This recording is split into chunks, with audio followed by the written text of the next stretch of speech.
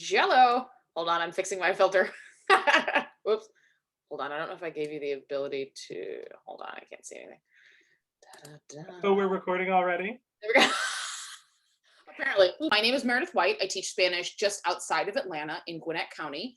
And this is our finale. This is 44 of 44 sessions that we've had this spring. So I don't know who, what, when, where, why Flag ever gave me permission to host this, but it was just like, hey, can we do a thing? Can I use my school Zoom?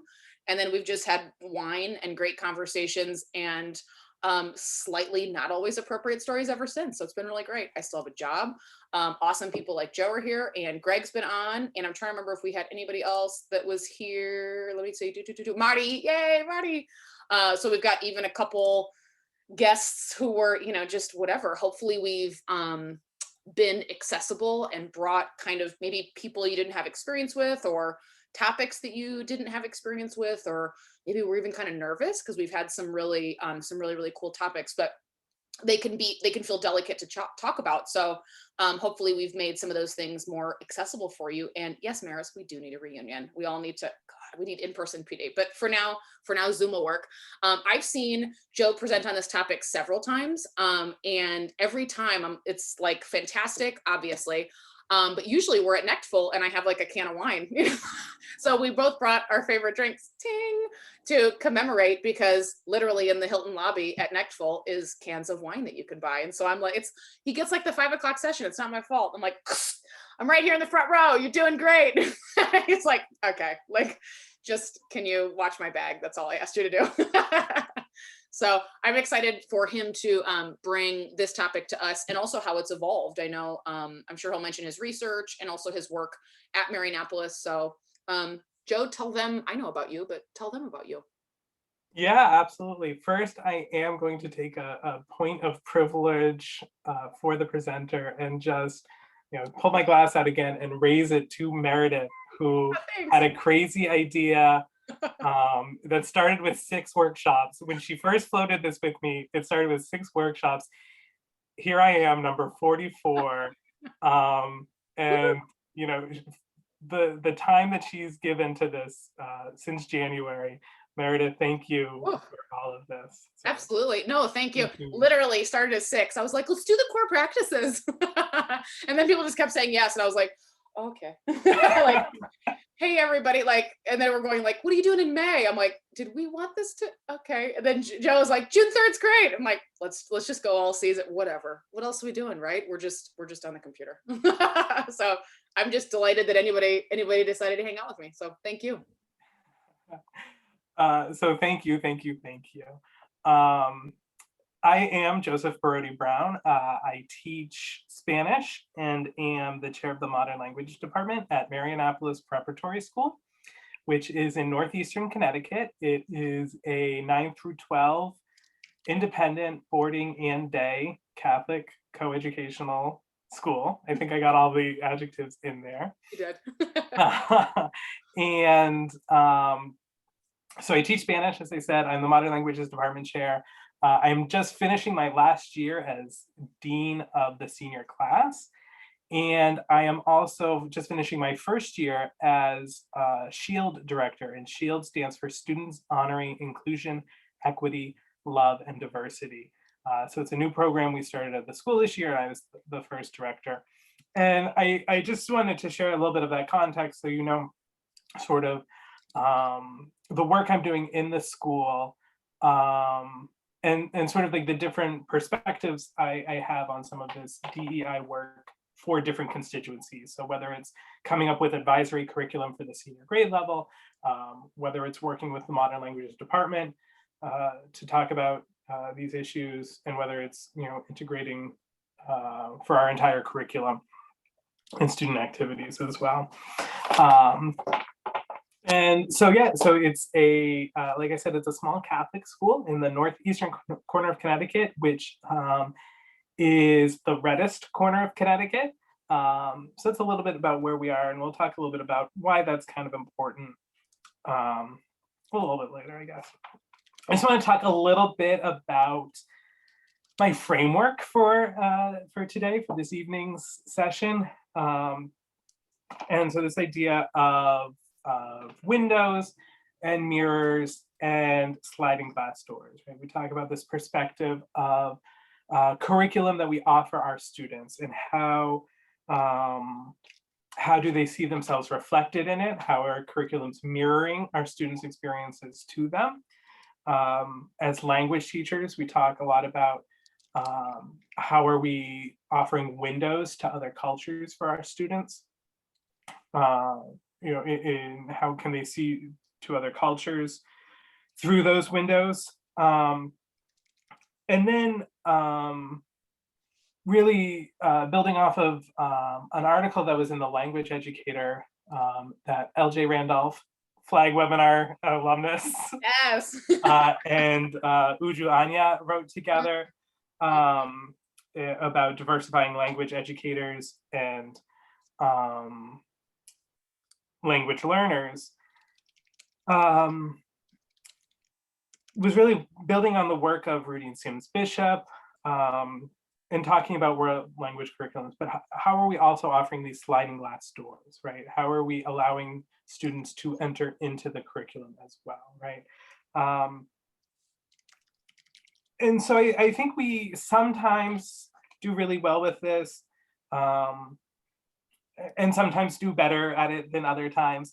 And so how do our LGBTQ plus students experience our curriculum? Do they see windows? Do they see sliding glass doors? And most importantly, do they see mirrors? Do they see themselves reflected in the curriculum? And so that's really where I wanted to start with that framework. I'm going to talk very briefly about the work that GLSEN does. GLSEN was founded as the Gay, Lesbian, and Straight Education Network, as many organizations have found that their name no longer fully encapsulates everyone they want to embrace and everything they want to do. So they now, much like ACTFL, go just by the initials, or in this case, the acronym GLSEN. One of the things that they're most known for doing in schools is their school climate survey, which they've done for just over 20 years now, every other year. And they interview thousands of LGBTQ plus students in middle and high schools across the country and publish their school climate survey report. So the research is generally done in odd years and published in even years. And so the most recent report we have was published last year in 2020 with data from 2019. And let's see. So there were more than 16,000 students who responded to the survey, and oops, sorry, going ahead of myself. Really interesting. From the 2019 survey compared to 2017 was pretty flat. What we did see in 2017 compared to earlier years was the first uptick in negative responses. So from 2015 to 2017, negative responses in students' experiences increased, and they stayed pretty level from 2017 to 2019, but it was remarkable sort of in 2017 to see that. I encourage you to, I know Meredith put the link in the chat. These reports are really fascinating. There's a ton of data. And they ask all sorts of questions about negative experiences, positive experiences, interactions with curriculum, interactions with peers, interactions with teachers or staff members. And so today I really want to focus on the curricular responses. And so in the 2019-2020 survey, of those 16,000 students, just under 20%, 19.4% said that they received any positive representation of LGBTQ plus identities, material, etc., in their curriculum. So just under 1/5, 19.4%. 17% said that they were explicitly taught negative representations, negative content about LGBTQ plus issues, topics, identities in their schools. So almost the same number are hearing negative as positive. There are several states that have started implementing required LGBTQ plus history curricula. California, Colorado, Illinois, New Jersey, I think. There may be one more, but so hopefully we'll see some of those numbers, that positive representation swing up. Knowing that this is a flag sponsored event, I went to the state by state snapshots because they've broken the data down. For most states, some states don't have a large enough sample, I think, to break it down, but Georgia's state's snapshot is available, and the positive representation number was 10% in Georgia. So in Georgia, it's about 50% the national average. So, so of those 16,000 students, about 3,200 responded that they had received positive representations in class, and they supplied what discipline they came from. And so this is the graph I want to show. Now, I did my doctorate on the experiences of LGBTQ plus students in Catholic high schools. So I had to take far more statistic analysis classes than I wanted to. But we know, right, the main thing we know is that causation and correlation are not necessarily the same, right? So we see that foreign language is down here near the bottom, right? So about 8.8% of those who said that they were taught positive representations, 8.8% of them said that it came in a foreign language class. Now, we know that's not necessarily because language teachers are bad at doing it. We know that access to language classes is an issue, right? That equitable access is a problem. Yeah. So, you know, whereas every student is likely enrolled in a history class, every student is likely enrolled in some sort of English class, they are not all necessarily enrolled in foreign language classes. So, you know, we can only draw so many inferences from this data, but we do know that there's work still to be done.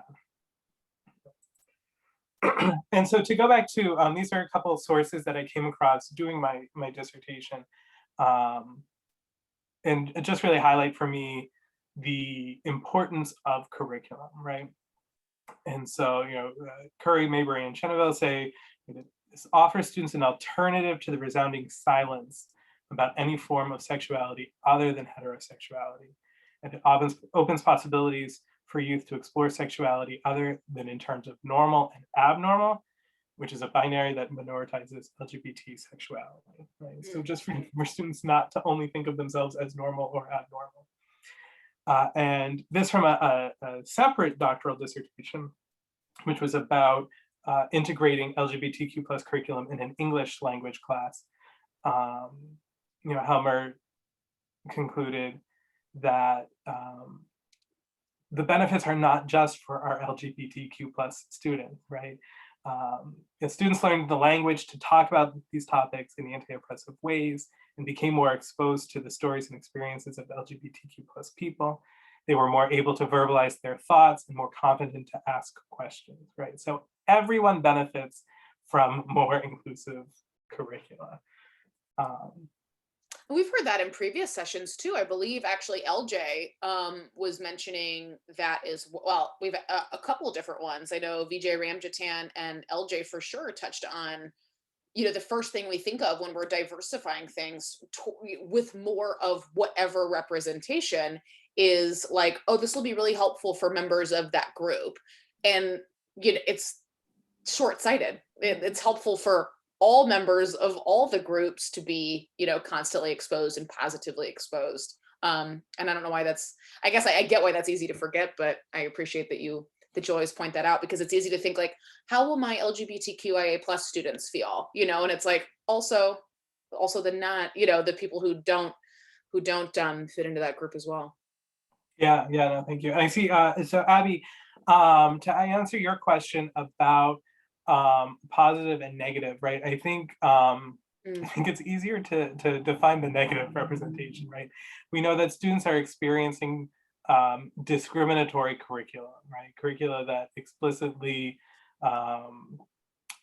paints LGBTQ plus individuals as other, as disordered, as sinful, as whatever it is. And so I think for students who are answering that they've seen positive representations, for a lot of them, and I can't speak for them obviously, but for a lot of them, I wonder if these are neutral representations, right? A neutral representation of LGBTQ plus identities in the classroom, I think is experienced by a lot of students in a lot of environments as a positive representation.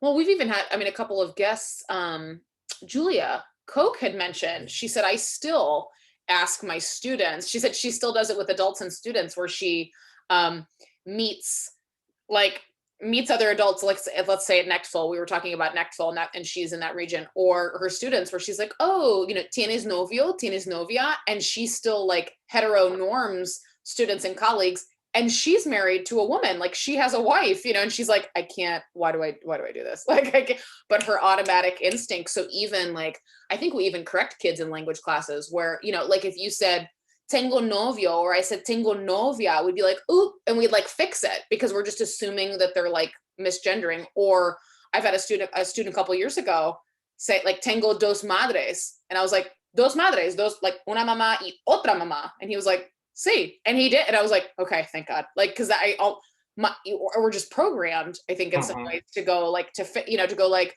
okay, so when you make it masculine and plural, it's going to be the group. And they're like, I didn't mean all that. And you're like, no. I meant two moms. Thanks. I knew what I was saying. And then you're like, oh, of course you, like it's a lot, and I think here's the picture of the three of us. Moms. These are my mothers, you ignorant jerk. And you're like, no, I thought like whatever. But as language teachers too, we're trying so hard to like understand and go like, oh, did you mean, our whole life is, did you mean, what did you mean? And I think we then do that in ways that are really, that obviously we can do it in very problematic ways, but even ways that are problematic, but subtly so.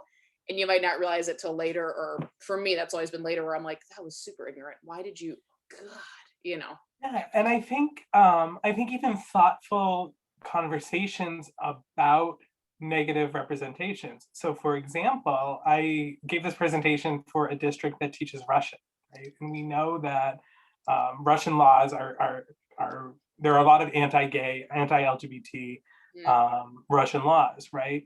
And there's a way to talk about that in your classroom that is, and here we are to this next slide, right? That is pulling in a different culture, different communities, right?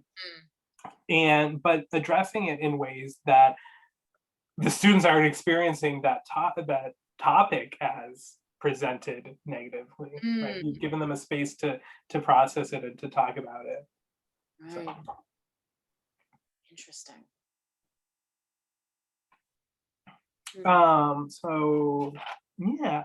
So I brought this up. I bring this right because this is what we're all striving for, right? This is the aim. How do we, make these 5 C's alive in our classroom? And so, I sort of asking if you want to throw some answers in the chat.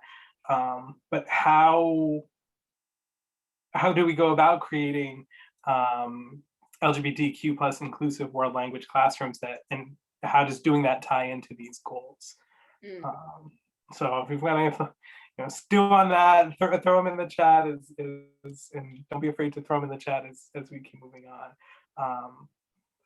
Yeah, so Christina, thank you for that. We're gonna talk about that. That's a huge topic, right? For so many of us who teach gendered languages, what does that mean? Yeah. Yeah. I think too, when you're not like, when that, it comes back to what we talk about a lot of times culturally, like othering and like own voices and staying in like, staying in our lane and quote unquote, like all these other things, which are really, really important.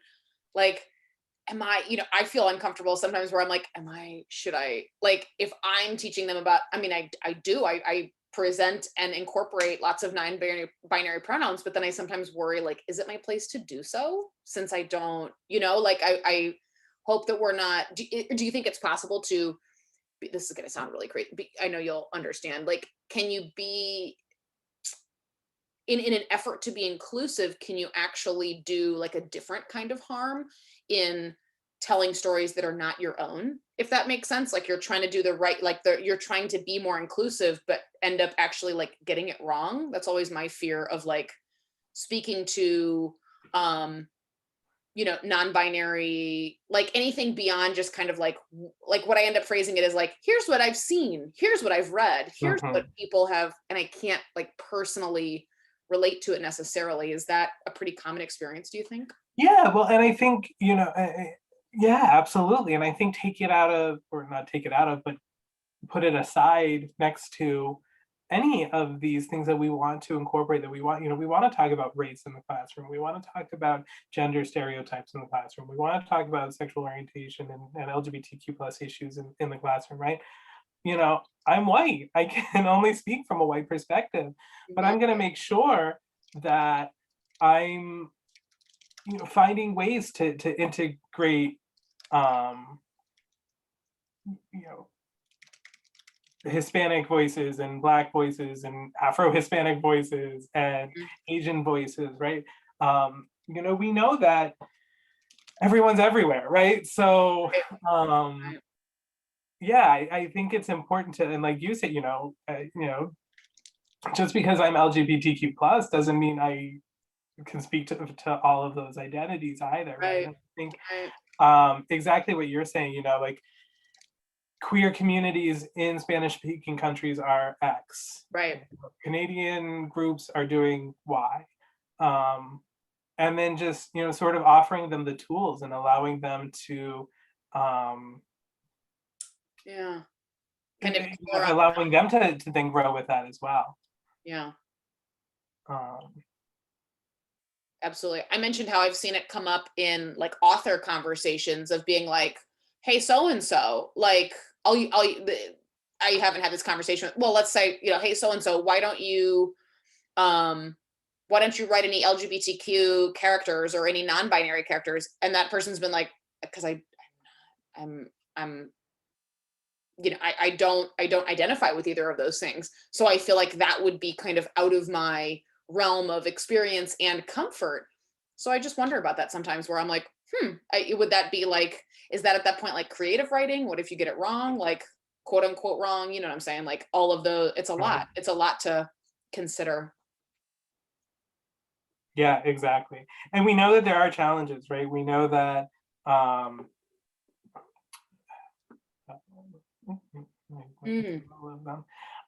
we know there are challenges, right? So this is, how does one approach using non-gendered pronouns for people in Italian? And then the response is, they do not exist. They do not. No. They don't exist. I'm not aware of, like, this one like leaves a little bit of hope. I'm not aware of any. You're not aware. The other one's like, sorry. Doesn't feel real sorry. We know the fights that people have been having with the rye, right? That, and this is just to sort of not only with non-gender individuals, but also to address this the sublimation of feminine people in groups, right? So it's unnecessary and artificial to say españoles y españolas. That's unacceptable, right? Right. Knock it off. Not acceptable. And then in French, it's doing the same thing as well. Where so this article is from a couple years ago. Just last month, the French Ministry of Education has also banned some of these approaches that people are using to gender neutral language. So we know the challenges exist in our language, but how do where are our entry points, right? So our department, we have French and Spanish, and we have organized our curriculum.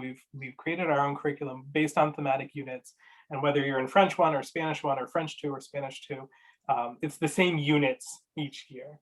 So the students are having parallel experiences despite, despite being in different languages. And these are some of our units that that we focus on. And so we see that there are lots of different ways to be that positive representation. And we're sort of starting with representation, right? We know representation is important and it's not the only thing. But I can tell you from teaching at a Catholic school, representation means a lot to these students, to our students. And so, just some examples of ways we've done it, right? And it doesn't always have to be explicit. So a couple of years ago, we were in the government and politics unit. And I always let students come up with their own vocabulary lists to, what topics are, if you're thinking about policy or politics or government, what's important to you? What are some areas that you want to know about? So students can generate their own lists, and we pull them together as a class. And so in 2019, another Georgia shout out. Stacey. 2019, Team Stacey. Stacey Abrams delivered the response to President Trump's State of the Union address, right? And so this was a headline from El País, the Madrid newspaper, the next day, reporting on her speech. They reported on the State of the Union as well, obviously. And so, the United States is stronger because of the presence of immigrants, not because of walls. And so the article went through. So as part of the unit assessment, there was a reading section.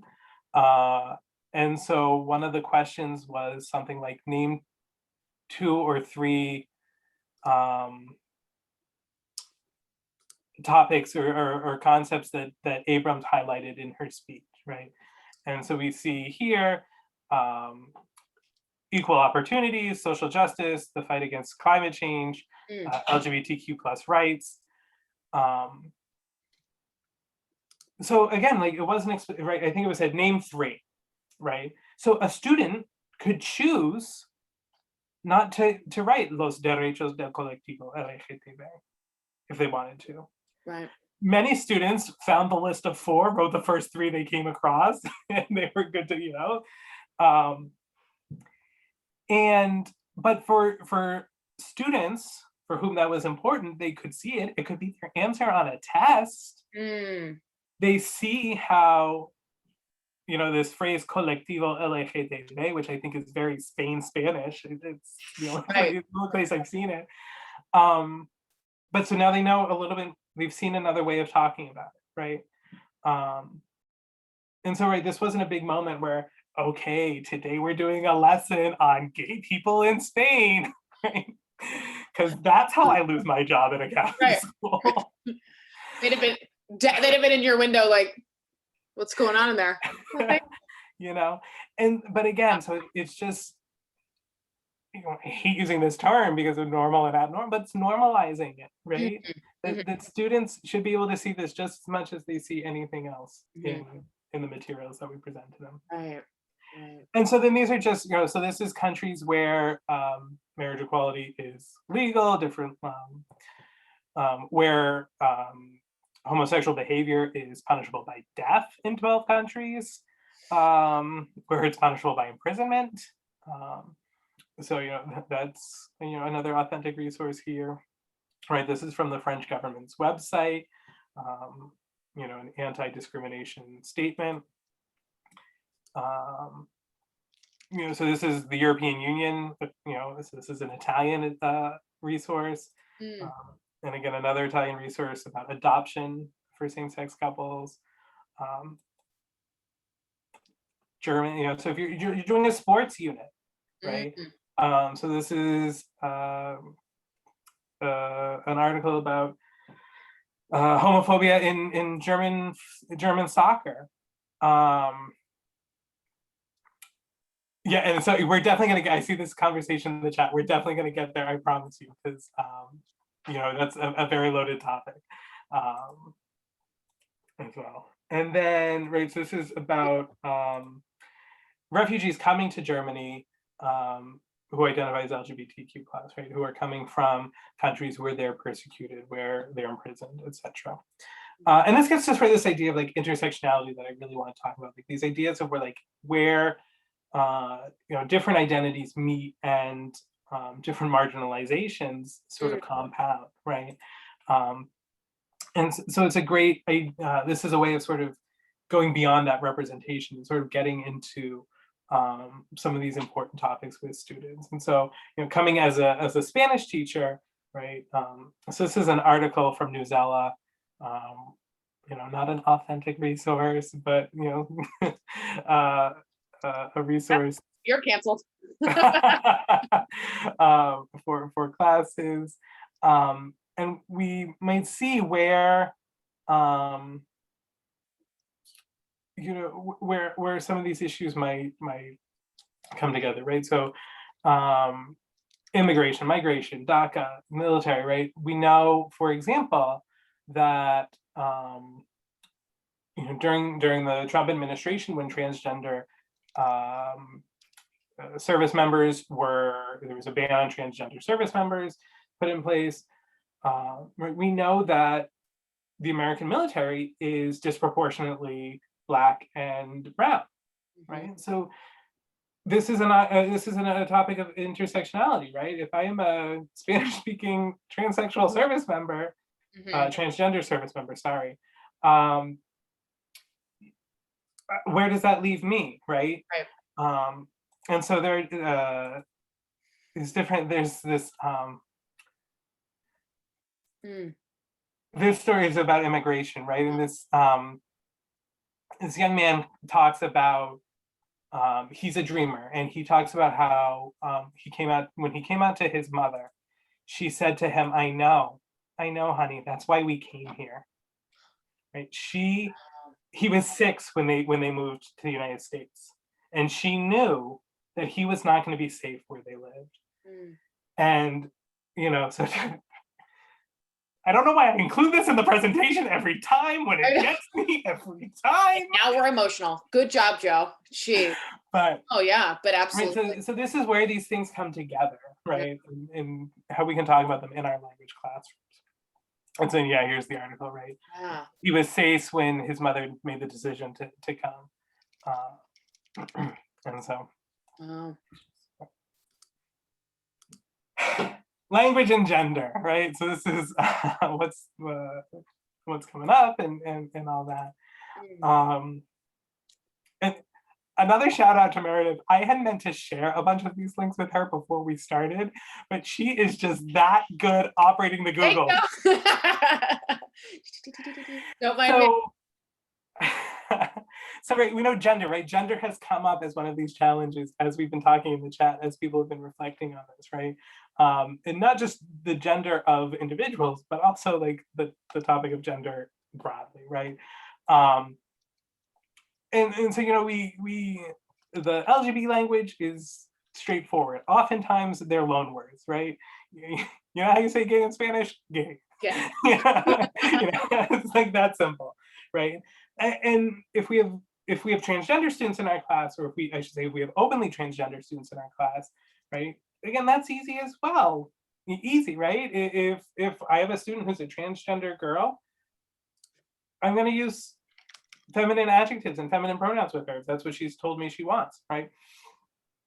But as a Spanish teacher, what do we do with non-binary individuals, right? And so, right, so this is going to be a funny statement for some of you, but 3 years ago, our first transgender student enrolled. Oh wow! Right, like one. You have one. Just the one.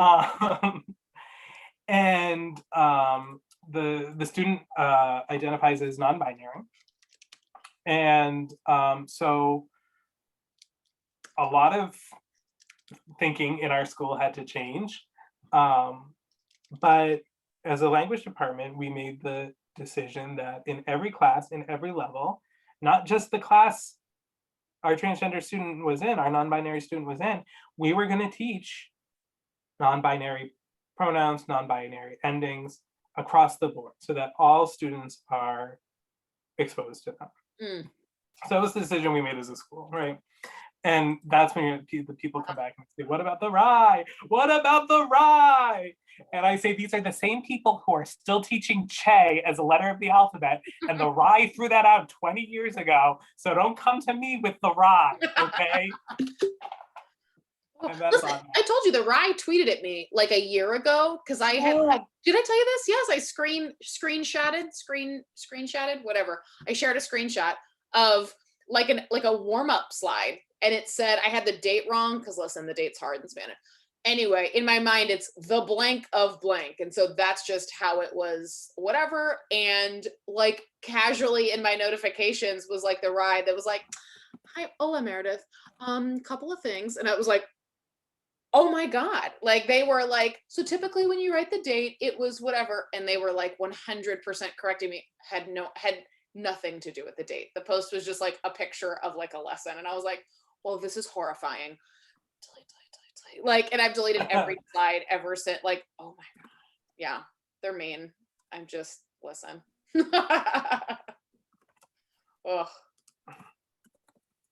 Yeah, so it's the l'Académie Française, it's La Crusca in Italian, right? All these languages have them, and they're all stuffy conservative linguists. Yeah. Mm-hmm. Apparently, that have the Twitter. The man, they're the man. Got a snotty, predominantly men. It's part of the problem. They're literally the man. They've got a snotty intern somewhere who's a know-it-all and just is handling the Twitter. But these are all languages that have gendered pronouns and gendered, specific. And these are all languages where non-binary communities within those language communities are searching for answers, right, of how to address this. I saw in the chat sort of this talk about Spanish between the X and the E, right? And my experience is that most Spanish-speaking non-binary or users of non-binary language, native Spanish-speaking, tend towards the E. It seems to be the most common ending coming out. Now let's be clear, right? They isn't the only gender, non-binary pronoun in English. Right. There are dozens, right? Zir is one. There's, they seems to be the most common one, right? Similarly, because it fits a structure, and just as there are detractors in English who say, well, you can't use they singularly, except we've been doing it since like the 18th century. Right. It's that same thing, right? Just because we hear about people who are opposed to some of these changes, right? That doesn't mean it's, oh, well, Spanish speakers are opposed to that change, so we're not going to use it. Well, there are English speakers who are opposed to using they as a singular as well. That doesn't mean we stop using it. Language evolves. And there's this other conversation that goes on that I think is really important to recognize it and to talk about, right? This idea that the United States is imposing its values on Spanish-speaking countries, right? I think that's a flawed argument for a couple of reasons. I think a lot of this is coming out of Spanish-speaking populations. And it also ignores the large number of Spanish speakers who are United States residents, citizens, non-citizens, right? People who live in the United States and for whom Spanish is their first language, and for whom non-binary is their identity, right? Their gender identity. So I'm sympathetic to some of those concerns. And of course, I am speaking from a position of, a second language, Spanish is my second language. I learned it in a classroom. Right. You know, I am not myself Hispanic. So I understand that I am speaking from that perspective. But it yeah, it's That's an argument that exactly, frustrates me. that's exactly it. Is it's really easy to go, well, like you get why it's so hard to like pinpoint, but it's like you get why people are like, but I mean, obviously I don't agree, but I think agreeing and understanding are different. Like I understand why people go like, but that's not, it's the same way like some of the most prescriptive English grammarians that I know, like just in life, like those people who are like, it's him and me. And you're like, okay, like, are we doing this? When you say like him and I, or something like it's him and me.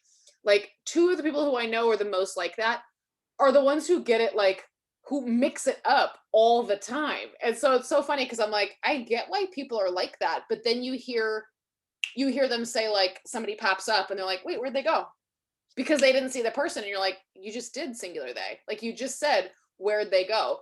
Or they make the pronouns like a really big deal to memorize, but yet somebody's maiden name changes to a married name. They're like, ooh, oh, that's no problem. I think she changed her name. She was Smith when I knew her, but now she's Jones, whatever. And it's like, you could remember that, but you can't just change like the way you're conceptualizing this other thing. And I'm with you because it's really hard to be, for me, I have no stake culturally, like in my heart and soul to the language. So I'm like, Eye, Latinx, Latine, amigues, amiguis, cool. And I don't think much of it, but I get why people have this emotional connection to like the correctness or the preserving, but I also think it's short-sighted and not realistic and just, all the things. Yeah, yeah. And I think and I'm going to use a loaded term here, like the culture war fight about Latinx that is occurring in the United States is separate from, but often gets conflated with, communities in Spanish-speaking countries that are also developing this language, right? Right. But if we just go here, right, this is an Argentinian ad. Okay, now it's a Sprite ad, right? So it's an American company, globalization. Here we are in the 21st century. But they're using the X Right. here, right? Which is fascinating, right? So this is an Argentinian ad, right? Now here's right another way to just pop it, right? Great way to throw some vos at your students if they're No. if they haven't seen it, right? Lo que Learn that one. que querés, right? We're not even talking vosotros, Meredith. I know that's a bugaboo for you. No, I'm aesthetics only. I'm sorry, I'm working on it. And I know it's not my topic, but more people use vos naturally, natively, than use vosotros natively. And yet every textbook has vosotros in every chapter. And vos is the cute little corner thing that you say, some people talk funny in Argentina. Florencia's like, I can't type fast enough. It's not my topic, but here we are. I know, but here we are. No, that's true. It's like, here we go again. No, it's true. It's like, yeah, it's like confined to a little like, who's Joe? I'm out of here. Oh my God. And Marty's on here. Marty, I told him a couple of sessions ago about when we, like you had a sub and we all like were reading the test. And then the next day we were like, I think we did great with the recordings, but who's Joe? And you were like, it's Yo. And we were like, oh, well, that wasn't, we missed that. Shout out Florencia again. Yeah, I just saw in the chat, right, this, when we talk about pronouns, right, it's important not to talk about preferred pronouns. Yeah. They're these individuals' pronouns, right? He, him aren't my preferred pronouns. They're the pronouns I identify with. So like small things like that can be. Oh, that's really powerful. Yeah. It almost like legitimizes it more because it doesn't sound like it almost takes like, I think some people add an air of whimsy, like it's a choice. Today my pronouns are, and it's obviously not that, yeah, and it's very similar to the language shift that, when we went from sexual preference to sexual orientation, right? Yeah, absolutely. 15 years ago, 20 years ago. Yeah. Yeah, am I using your correct Tori, pronouns? that's awesome. Yeah. Am I using your correct pronouns? Like we can just assign this is right or wrong for you. That's awesome. Man. Oh, how could you with Ricky? Oh. Look, listen, am I not practicing what I'm preaching? Am I not representing, you know, we're in the music unit, we're talking, heck, we're in the politics unit, and he's on top of the trucks protesting for Puerto Rican governor to be impeached. Listen, that's exactly it. Pacing. How does Rick, I don't know how he does it. Magic. Sorcery. Well, lots of money. Yeah. True. Woof. But I did want to stop there and make sure I have, because I know, especially when we talk about gender. Oh, one of the things I wanted to say is one of the early topics was, see, Abby, see. One of the questions I saw early on, or one of the comments, was even talking about like the gender of items, right? When we know that we could have students who are questioning their gender identity, who are trying to figure out what their gender identity is, right? And then we tie up these words which have nothing to do with any social construct of gender, but we say, oh, no es el silla, es la silla. Right. And then the kid says, well, I speak Russian and it's masculine in Russian. Right. What's the problem? Like, so why does this matter? Right. So I've started using the terms L words and law words. Right. I don't talk about masculine and feminine words. I say, remember, law words usually end in A, or words that end in A are usually law words. Yep. When you said that at NECTFL, you changed how I teach. Like literally from that moment, from hearing you say, this was like what, NECTFL 2 years ago, like the before times, like 2 or 3 years ago, I was like, oh my God, that's it. Like that's such a, because then we're going feminine, feminine, masculine, like you said, it's like back and forth. And then kids are like, but I'm in the chair and I'm a boy. And then you're like, God, none of this means like what you think it means. Like, never mind. And when I started saying L words and law words, kids understood it better. They were like, oh, okay. And they're like, la silla or whatever. And they didn't think twice about it. But they also, I think, were able to group them better. There's something about the masculine and the feminine, the like naming of it. Oh, address, feminine. Like, right. Beard, like, masculine.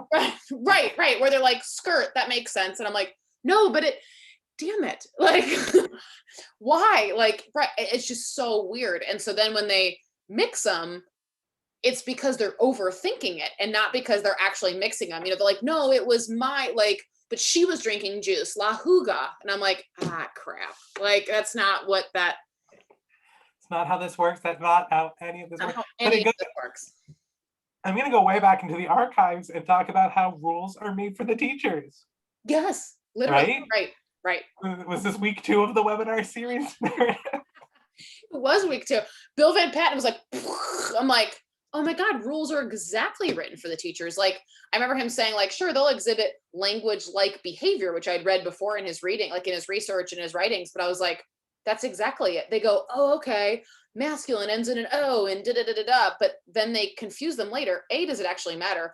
B, it's usually because they're thinking of something weird and gendery. I mean, we're living in a society that has gender reveals. It's not a gender reveal. Like, it's just the sex, so what are we really talking about when we talk about, gender and all these kind of things? And then how do you do that? Yeah. So I'm gonna pull this down. I want to grab a link. I have a Google Doc with some resources to share with you, including this another great resource to get some Argentinian Spanish in front of our students.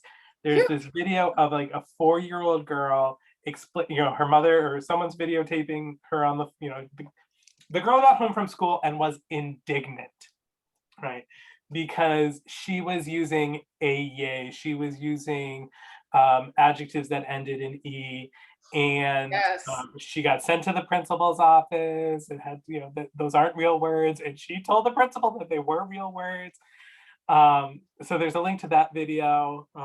There's a link to, there's a TikTok, an individual on TikTok who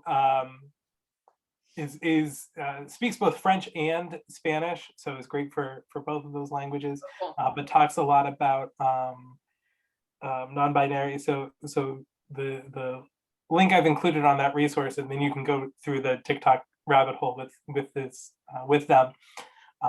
But they received their master's from a university in Basque Country. Wow. And their diploma had been mailed to their home in New York. I'm sorry, to the consulate in New York. So they reached out by email and said, we have your degree. And they, estimade señore Brown. And so they get on and they say, listen to this inclusive language from the Spanish embassy right here.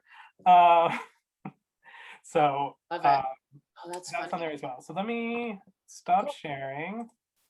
Maris, I don't think it's too late to get into the TikTok rabbit hole. I think it's just the right time in the pandemic. Just get in there. And Tori, I love that. I love that TED Talk as well. Yes, super good. So any questions? Happy to answer any questions. And then I do want to make sure I get this. I'll put Tori, I was thinking that TED Talk was, or Kelly, maybe you can link the book. Yeah, because this TED Talk's a woman. I think I've seen this one, or I've at least seen the thumbnail. But if you could link the Kelly Sita, did you read my mind? Yes, nailed it. Guajeros. Perfect. I know. God, I haven't had to think of that word in months. Listen, buddy. I tell you one embarrassing story. And by one, I mean like 50. Guajeros. That's it.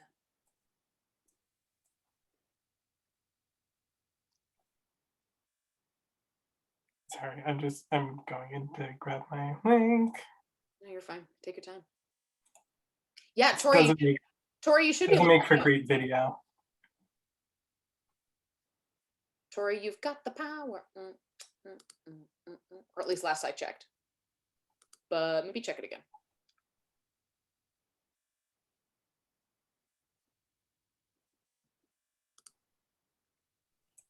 Yay, okay. There you go. Cool. Yay. So I don't know if you can see my shirt or if you could see it when I was driving a little bit better, but it says Salamanca Pride Day. At my school, we have a student activist group who got past the Board of Education in like end of April, beginning of May, that we can fly the Progress Pride flag at our school on its own flagpole. And today was the ceremony. So today was a ceremony for it. And it was really, really moving. It was so cool. We had students speak about it. And yeah, it's really cool. I actually had a student come into my room one day last week. I don't have him, I know him, but I don't have him in my class. And he walked into my room and looked right, and he goes, I love that. And I have the Progress Pride flag in my classroom, and you can't see it from the doorway. And I looked at him and I said, did you know that was in here? How did you know? And he said, one of the other students posted it on her story. And I was like, oh, I don't allow phones in my classroom. So that's really interesting. I didn't know that. But I had her today and I was like, hey, I love that you did that. In future, can you just ask if you can post that on your story? Like, I totally would have been like, absolutely, sure. But to have somebody come in that I don't even have as a student and like go right around the corner and be like, yes, I'm like, I feel off guard what's happening. But yes, that was really cool today. And it's going to be up forever. They just waited till the month to June for Pride Month. So. Oh, wow. So it'll stay up. That's awesome. Oh, it'll stay up. Yep. And they bought a flagpole for it. So it's not like underneath any other flag. It's even. Yeah. That's awesome. That's really and it was all student driven too. So, and they, they did such a great job. It was great. And they presented to the board too. So. Well, I mean, how can you argue with that when it's students, it's not adults pushing something. It's like, they're asking, so you say you want these clubs for them to have autonomy and express themselves, but not that way, like you don't get to, no, that's what they want. Come on. Sorry, I have one other thing to add about that too. I don't know if like where we are is possibly more accepting or not. I don't know how many people know this or if I'm repeating, so I'm sorry. And I'm not trying to talk down, that's not how I mean it. But Indigenous cultures have 5 genders, not 2. And we're on, if you haven't heard me say this before, we're on Indigenous territory. So like the concept of two-spirit male, two-spirit female, transgender is not foreign or kind of, and not degraded, I guess is the word I want to say. You know, like it's not, you know, the other. It's just art. Right. Yeah. Our racialized. Yeah. Right. So anyway, I'll shut up now. Thank you for letting me share. I was super excited about that. It was a great day. That's very exciting. I'm gonna link. You just reminded me. I'm gonna link like an Instagram. Let me think. It was a post that I put in the story, but that I saw today that was like a glossary of terms, and I thought it was really, really helpful. So it's like if on Instagram, it's like 12 slides. Like you just keep like, I guess the most you can have is 10, right? So on a post. So it's 100% like all 10 of those images. But the really nice thing was it's really beautifully worded, and it mentions I don't remember which of the terms it mentioned, but it mentioned that like, so it was like I can't remember. I think it was anyway, and it was like, so as not to degrade native languages, or so as not to refer to like a 3rd, 4th, or 5th gender like native languages have. And I thought that was really powerful. I was like, there we go. Like acknowledging it, but then also being like, but this is not that. I'll find it. Oh, here it is. That was fast. Right. You're amazing. I don't know how you do it. Coincidentally, the account that it's from is has, well, I thought, never mind, maybe not coincidentally. When I first glanced at it, is Mujeres X and then Psych. And for a second, I thought X was going to be part of the term, and I was like, well, that's interesting. Like, funny that they should have that, but no. It's just a really cool Instagram account out of Los Angeles, so I'm going to pop that in there. So yeah, happy to answer any questions anyone has, or anything like that. I'm really grateful for, as Meredith said, I know when I picked June 3rd, I was thinking to myself, it's like, I'm done with school. Like, I'll be done, it'll be great, I'll be able to do it. But I know that a lot of people are in the you know, I'm not too far from Boston. So this is the Heartbreak Hill part of the Boston Marathon. And I know a lot of people are in that. And I've had the good luck of being in Boston on Marathon Day. And just to be in that last bit, cheering people on. So I know that that's what I'm doing now. Great, right? I'm cheering you on and saying, you're looking good, you're looking strong. I once read that you're not supposed to yell, you're almost there, unless they can see the finish line. They're literally almost there, right? I don't want to hear that crap. You're flying. Right. That's what you're doing. I did see a question in the chat, and I think Chella is trying to raise her hand. Yeah, absolutely. Yeah, so great question, Abby. I love that question, right? So I haven't heard any complaints. The question is, you know, about if you're not on the chat, right? How the school, how people have responded, right? I haven't heard any complaints, you know, and I find myself in a very unique position, right? As a married gay teacher at a Catholic school. You know, it's an interesting place to be. So and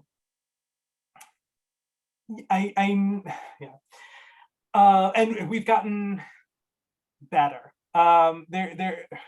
We've grown. I should say we've evolved as a school. In things that we as a school are able to do now, we were not able to do 5 years ago.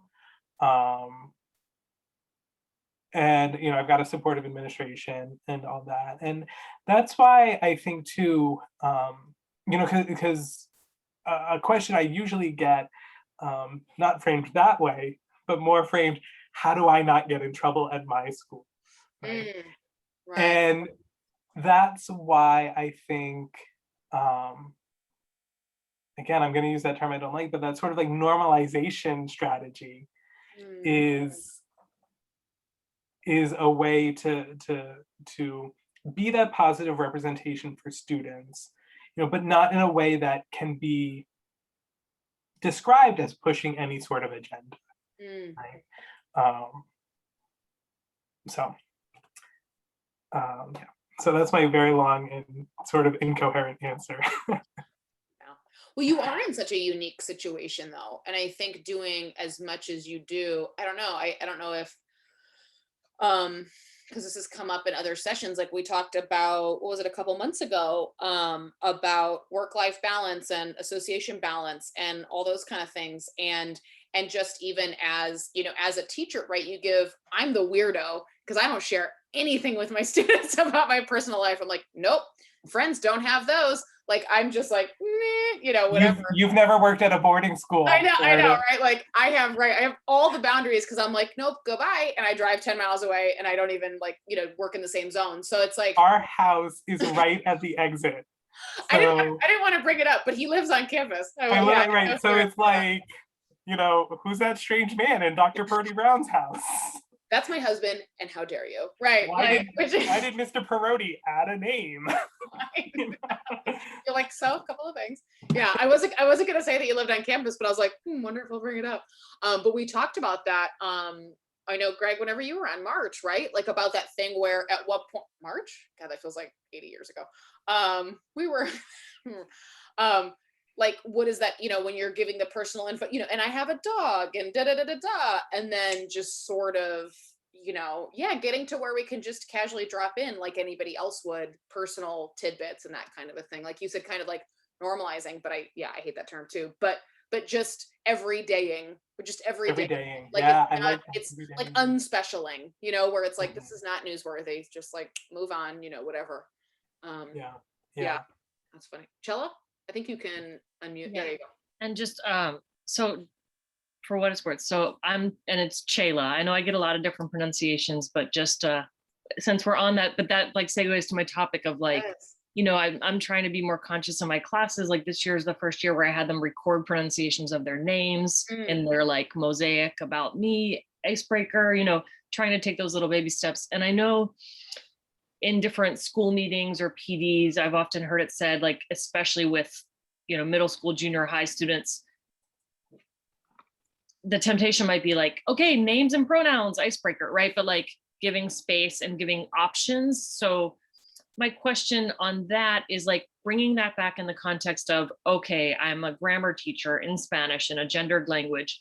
How would you suggest approaching finding out, like, because I find like if you're grading that first essay, right, and you see either inconsistent gender and you just assume it to be grammar error, but yet I'm also assuming gender, right, if the student. So I just wondered if you have any thoughts on like process in terms of inviting students to like indicate on a writing test or something, but then that feels too pushy. I don't know. I think you're getting the gist of my question, is just like how to navigate that so that I'm not grading against what they are trying to express when it's not clear, when it's kind of messy.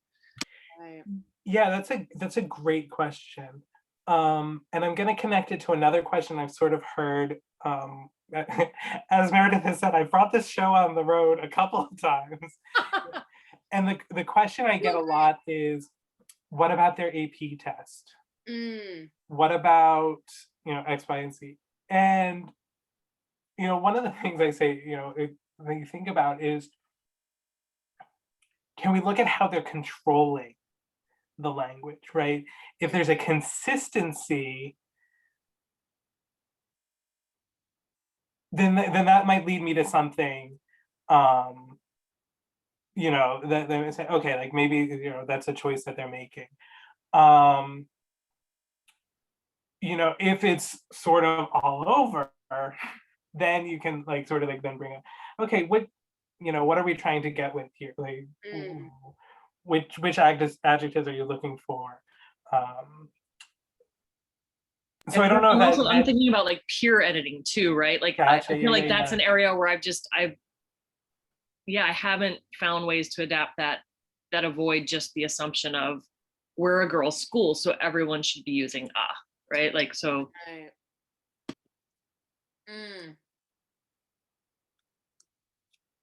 Interesting. Yeah.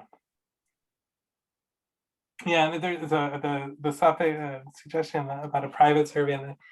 And Shayla, what grade level are you at again? I mean, I've taught like 5th through 12th. Yeah, I mean, I've taught K through college, but like right now, 5th through 12th. Yeah, that's like yeah, I don't know if there's like a quick, but I think that's just something I'm like trying to hone that. And maybe it's just in the rubric or checklist, like being consistent, yeah, like trying to find the wording that isn't too like language policing, but like, I've thought about and maybe even presenting the gender, like the non-binary options in like the rubric or word bank, and saying like, choosing one strand of these and using them consistently with agreement or something. I don't know. Trying to find kind of that way. Yeah.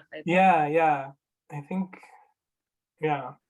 I at the beginning of the year, I like for something like that, I do a ton of modeling, and then I whip out my my newly revised kind of conjugation chart with EL in it.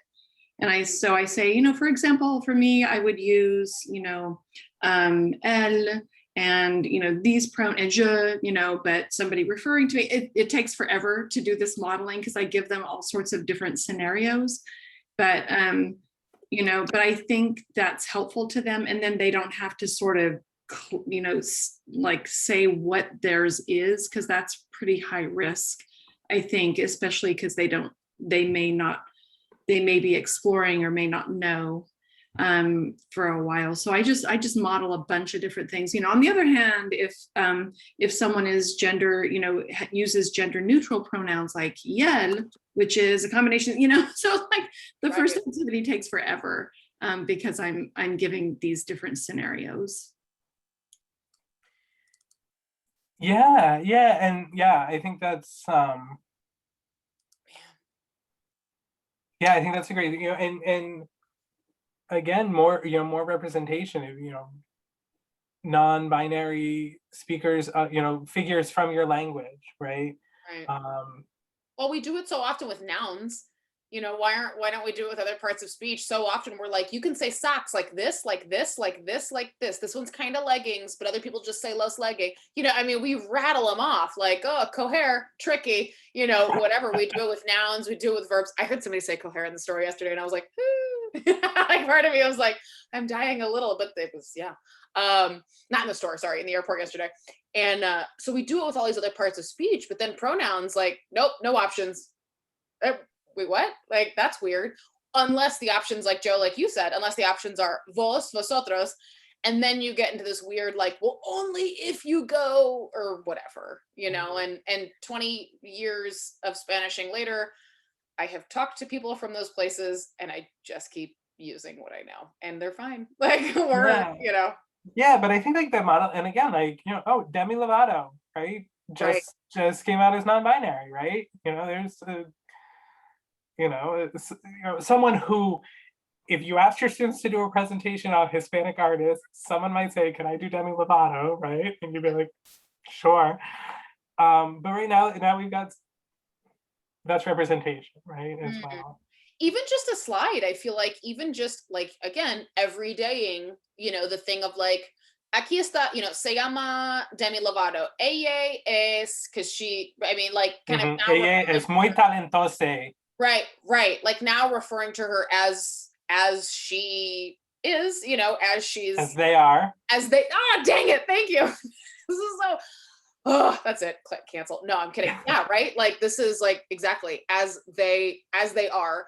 And just kind of almost, you could eventually probably have somebody ask, but if you did a couple of people like that, and then as it kind of came, and then gradually it's just every day. It's just, what we do. Yeah. You guys are sparking to me like a connection, especially when Joe said something about like what about the AP? I'm thinking like, I remember taking language tests where it was like, now adapt this to the third person, now pretend I'm this, right?